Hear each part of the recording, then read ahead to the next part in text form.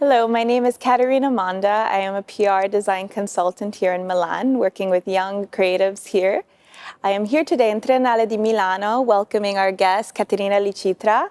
She is the great-granddaughter of Giò Ponti and granddaughter of Lisa Ponti. She's also the co-founder of the Lisa Ponti Archives and the global ambassador for Asia of Giò Ponti. She's also a design consultant, creative catalyst for emerging artists. And we welcome her here today in Triennale. Thank you for coming, Caterina. Thank you so much for having me. It's such a pleasure to be here in Reneit and to be here with you. Thank you. No, thank you for coming. I wanted to ask you, I always start with our guests, what was the beginning of your design adventure? I mean, I imagine growing up and early as a young child being surrounded by such an archive. Could you tell us a little bit more your experience and what made you want to be a part of this industry? Absolutely.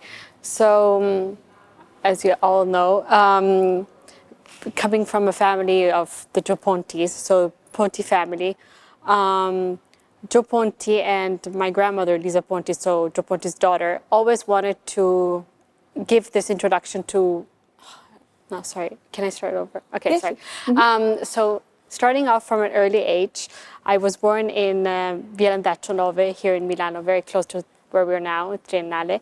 So I was super lucky to be surrounded by either Giò Ponti pieces or Sozzas, Merz, Agnetti, and so on, Fontana. Luckily, Fontana was actually on the first floor. So we were always merged into design and art when young.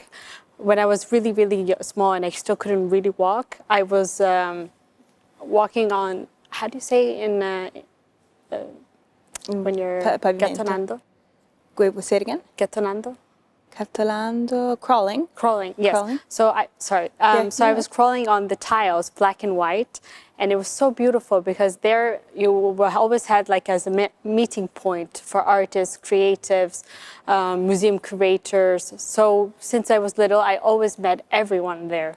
So I always felt so inspired to in my older age to become one and always help at the same time. No, that's amazing. And did Giò Ponti, I mean, he's a legend, and maybe this is not an easy question. He's a legend in Italian design, but also internationally. He was not just an architect, but designer, spanning 6 decades, also an editor, publisher, everything, a man of all trades. Was there works of his design pieces or buildings that inspired you for your creativity, or just, you know, works that were close to your heart growing up? Yes, absolutely. So my actual, let's say 3 favorites are, number 1 for me is the Pirelli Tower here in Milano. It's so beautiful. The hexagon, it's the perfect shape for Giò Ponti. So it really eliminates all the unnecessary sides. And the beautiful thing about it is how it stretches and it's slim. But if you look from the top, you can really see this hexagon shape, the diamond shape. And this diamond shape, he used it in other architectures that I love. One is Parco dei Principi in Sorrento. So you can see in the facade, it's so beautiful. There's this hexagon, but in this moment, it will be vertical. So you can really see the transparency, because for Giò Ponti and for myself, I learned this through him. It's the using transparencies, the duo effect as well. So the double of the color, the white and blue for the tiles, for example. And then my third favorite architecture, it's a hard one, I would say is Villa Planchar in Caracas. So we go completely opposite, and there you can really see everything in the detail. Giò Ponti, he would create everything from the handle to the bathroom, to the bed, to the ceiling. The beautiful thing about Villa Planchar, as many other villas, is wherever you look, on the floor, on the roof, there's always something.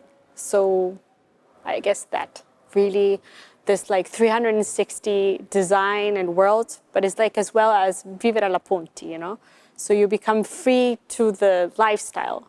It's not really like constrained, it's just being one with beauty, I would say. Absolutely, like these synergies and everything. No, he absolutely a legend. I'm a big fan of especially the Caracas villa. Yes, we should go one day. With great pleasure. I wanted to ask you, you also did an ode to your great-grandfather in 2017, I believe, with the brand Reneit. And was like, it was the first kind of step for you as a kind of also as a furniture designer. Can you tell us a little bit about that collection? Yes, absolutely. So this is actually the brochure. Yes, so this was my first ever collection of furniture that I've made in 2017. It's with the company Mariner. So we're in Valencia, we're in Spain.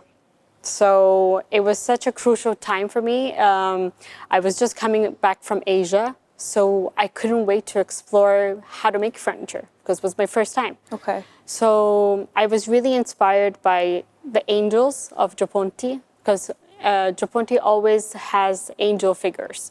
So I recreated it in the wings of this sofa, as you can see. And I brought it a bit more twisted to the Asian side, I guess. You gave your influence with your travels and everything. So, but I love doing furniture. I think it's something so inspiring because you really see it as your own child in a way. And for me, the most beautiful thing is to know whenever somebody buys my furniture that it goes in someone's house. And I think that is something that I could really feel how my great-grandfather could feel, I guess, because he made so many collections of different sorts. Absolutely. And you also are a designer of vases, so you've done carpets and pillows. Do you have a different design process for each? Or in what would you categorize yourself with your design aesthetic? How do you define yourself? Yes. I mean, so with the furniture, it was my first. So that's how I broke the ice, I guess. And it was really interesting. Then I moved to carpets. So carpets was so inspiring because I lived in Turkey for a while. I got my traditional skills from there, learning how the knottings and the different type of tapestries. And it's the beauty about making carpet, you're telling a story actually. So in the past, you couldn't make a carpet if you didn't have a story to tell. Okay. Absolutely. So I guess that was my story. So my first carpet is called Survival of the Bees. I actually showed it at Salone Satellite with Marfa Griffin. And Survival of Bees because bees are dying. But I chose a flower, and the flower on it is actually an old drawing of Giò Ponti for Richard Ginori. Ah, okay. So I incorporated that, obviously it's different. And then I added this bee. So this was my modern twist to it, I guess. Then beautiful. With the vases, I experimented in Murano with Berengo, and then as well Colle Valdezza with crystal. So that I wanted to be more inspired by how the whole elements, and of course with the expertise of my great-grandfather with Vinini, I tried to get inspired of the old masters of what he would have done, but I really twist them all very different ways. And instead with the pillows, it really started off actually during COVID. Okay. Yeah, so that's more New upcycling, I guess. Yeah. Absolutely. Do you have is there a medium that you prefer? Is there a favorite, or maybe there's no such thing as a favorite medium? Is there something that you always like with the rugs versus the glass, or? I guess it really all goes into my phases of life. I guess now I love painting, but I can't say it's my favorite. I would say, yeah, I love them all. You're more inspired, yeah, exactly. More inspired. I guess painting. It's a way of freedom, and this I think it's something that it really comes from my grandmother as well. Because both my grandmother and my great-grandfather, Giò Ponti, they both had this beautiful sign, like all in one go, I would say, which Jean Cocteau had as well. Oh, for sure. Absolutely. So I would say that I'm learning as well, and I don't think I'm that bad. So no, absolutely, you're wonderful. And one of my, actually, going a little bit off topic, but one of my favorite aspects about you is you're passionate and you're inspiring, and I find it inspiring that you're a big pusher and supportive of young creatives internationally around the world. You consider yourself a catalyst. Can you tell us what that means? Yeah, of course. So I love, so I see myself as a catalyst, an art and creative catalyst. What does it mean? It's like, I love connecting people. For me, it's something but I guess you too, it's something really important in life. One is because you having all these contexts thanks to my family and myself as well, and my career of designer and artist myself. I have great contacts and so on with museums, curators, gallerists, collectors. And I think this is the most important thing is nowadays we really realize how important it is to help each other. And that's why I created this art catalyst to help young and not even so young artists, but they're still emerging in this world. Absolutely. Can you tell us a little about some of your upcoming projects with some of your artists? Yes, absolutely. So, for my art catalyst, I have 2 artists that are now really rising, so I'm really excited. One is Marta Abbott, and now I created her with a duo with another artist, and then I am Christina O'Hanlon instead in London. I just created her show. It was really nice, a mother's gaze. So that was really a learning curve for myself as well. But for my future projects, which some are entangled, I guess, with my art catalyst. But for myself, I'm actually writing a kids book. Amazing. But I will tell you more a bit another time. A new adventure for soon. And then at the moment, actually, I'm inspiring to do a lamp collection. Okay. Is lamps new for you? Sorry? Are lamps new for you? Yes, completely new. So I'm actually quite excited to explore a new medium. Okay. But I love how lighting is so important in our daily life. Absolutely. Yeah. Do you feel, I feel like with COVID, we went through a terrible time, all of us in this world, and we're stuck at home. Did you feel this was a time for you to be, because I talked with other designers and they felt they were actually more, not liberated, let's say, but they were able to be more creative. Mm-hmm. What was this time like for you? Was this part of were the lamps this decision made during this time, or what was it like during this last year and a half? Well, at first was a culture shock, but I guess that was for everyone. I was super excited for Salone del Mobile. Oh, I know. So it was such a bummer. But at the same time, that made me grow in different ways. I was contacted by a company on Instagram, actually, to asking me if I knew how to paint on fabrics. So then that's how it started, my upcycling and pillows and fragments of bed sheets. Thanks to COVID. Right. So I would not have explored paint at all if it wasn't for COVID, actually. And then, no, for me it was beautiful, actually. It was time for self and time to really understand how I can grow so I can help others to grow with me. Absolutely. I think I feel a lot of people had time to really take care of the people you love, be with yourself, that self... kind of liberation. Yeah. Exactly. I'm not a creative, not like you, but I can imagine. I remember I was reading more, wanting to draw, and I completely understand. And it's amazing that you were contacted. I feel like the digital movement as well was very much pushed. It really pushed, and then now we can really see how, even in the world of design, we can really tell how we're, in a way, overpopulated by images. We're great with the aesthetics, but I'm not so sure about the content sometimes. Okay. I would say. It was a moment of refreshing kind of a thing. Yes. Absolutely. And even, I guess, for your artists, did they have what was it like, for them? I guess some of the, Marta and Catherine, were those works created during COVID, or was it a bit? They were, so for Christina, she started in September. So yeah, it was during COVID. Okay. And it's her first time launching in the world of art. And for Marta, she already has done some shows, but we have done during COVID a show now in Seravezza with her and Nicolas De Nino, and then now we have other things coming up. So yeah, actually, so many projects happen. You just tend to realize only after, because we really see what time means during COVID, and now in this open moments that we have, we really cherish and appreciate time. And when I ask, what is Italian design for you? Obviously, being in Triennale, being in the hub in the center of Italian architecture, Italian designers, why is it important for you to push Italian design? Well, I think well, of course, I'm Italian. We are Italian. So it's in our blood. It's in our blood. So for sure, definitely to share it. I think we have, it's one of our roles, I would say.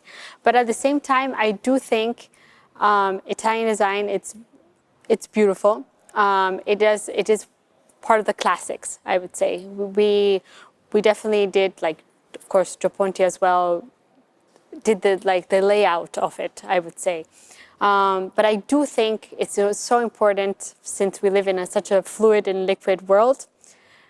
Italian design, very great, but I think it's so important to merge as well, if possible. Collaborations, yeah. Absolutely. So Italian design plus French design or African design. I don't really like to categorize, as we were speaking briefly earlier. But Italian design is super important. It's the core. But I think it's up to us, I guess, youngsters, to see how to take the next level with what we have. Like here at Triennale, what they're doing in the garden as well, and how to merge the new, what we can do with what we already have at the same time. So and with this salon is very good in bringing people from all around the world, and they do a lot of times the collaborations from different companies with different younger or masters of the design community, and it's lovely. I love to see the synergies of everything. And I think Italy, it's beautiful that Milan is the center of all of that. I find obviously with the design for the salone. And for you, is this so? Speaking in international architects and designers, are there other influences that you have that you love in the design community? Yes, I actually love Pierre Poulin. Okay, of course. Yeah, huge fan. And love his sofas. And I love the radical utopian Paolo Soleri. Yes. Yeah. So, and I love what he's done in the States. This Arco Santi, the building, and I always wanted to see. I have never seen it in. Hopefully the pictures one day. Are wonderful. Yeah, we can dream. Yes, but because I actually just came back now from Sorrento, and I was at Vietri, which is one of the places of Paolo Soleri to make the ceramics. So it was so beautiful to see how ceramics and his method to work with the cement. So it was so interesting to then tie it into what I was studying about the utopian design in Arco Santi. So completely different than Giò Ponti, I guess. No, but it's the works that inspire you. Yes, they're wonderful. Opposites. Yeah, I love actually both of them. I always dream of going to Arizona to see that work. Yes. To see that what was it, studio of Arco Santi. It's a studio now. Yeah, and then there's like music as well. There's such it's such a hub, I would say. And then they survive. Like one of the ways of living there is by making this ceramic things, and then they go sell them and so on. It's like a community. Like collective. Experience. Absolutely.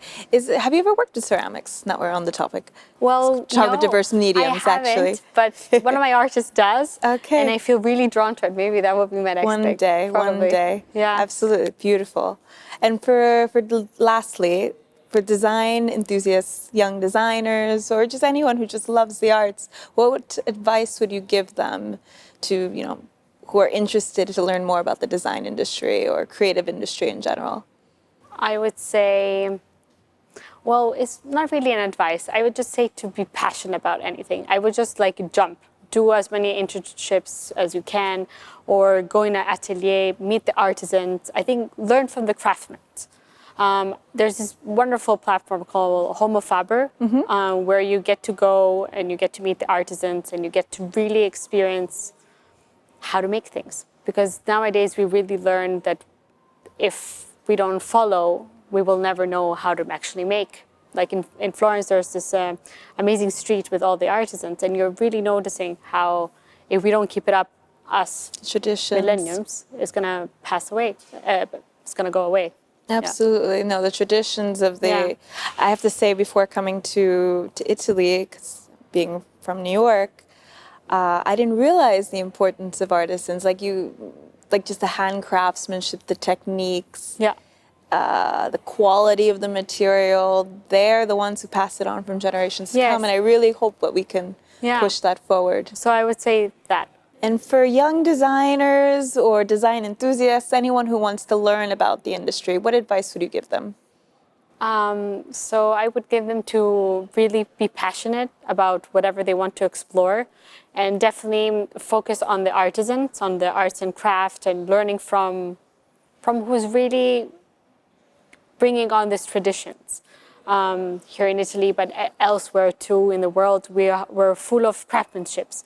So I think we can really learn from them everything, the course, how to build. Like when I was living in Bali, I got to experience Aibuku, which is it's founded by Laura Hardy, and she creates these beautiful sculptures and buildings in bamboo. So, for example, learning from them, or learning from anyone else here in Italy as well, we have a full of craftsmanships. And me personally, I've learned through a project that I'm managing at the moment. It started actually during COVID. It's called Alone Together Rakura.